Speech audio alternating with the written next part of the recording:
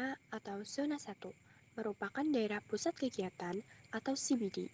Di dalamnya banyak terdapat bangunan-bangunan besar sebagai pusat aktivitas manusia. Di depan CBD terdapat Zona 2 atau disebut sebagai daerah grosir dan manufakturingan seperti Alfamart, kafe, dan restoran. Daerah ini juga sebagai pusat kegiatan sekunder. Bergeser ke zona 3, ada daerah permukiman kelas rendah ditandai dengan bangunan atau rumah-rumah yang kumuh dan seadanya. Ada juga rusun-rusun yang dibangun untuk mengurangi area kumuh dan sebagai tempat tinggal bagi buruh.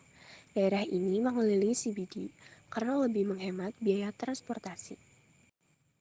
Kemudian, pada zona 4, terdapat permukiman kelas menengah yang sudah lebih baik dibandingkan dengan zona 3. Daerah ini dihuni oleh orang yang bekerja sebagai karyawan atau setidaknya memiliki profesi untuk mencari pendapatan. Terdapat fasilitas seperti sekolah, masjid, dan toko-toko kecil. Ada juga daerah permukiman kelas tinggi pada zona 5. Daerah ini dihuni oleh para adiwisma atau komieres.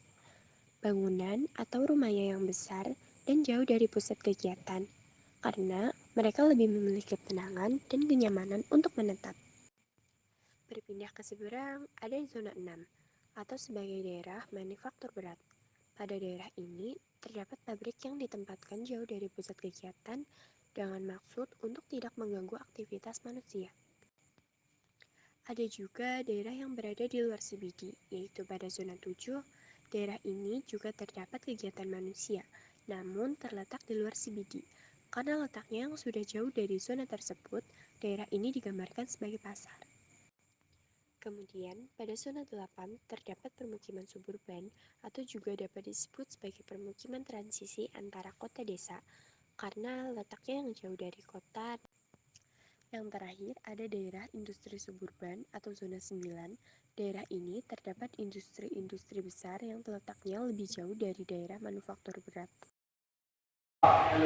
Sekian video presentasi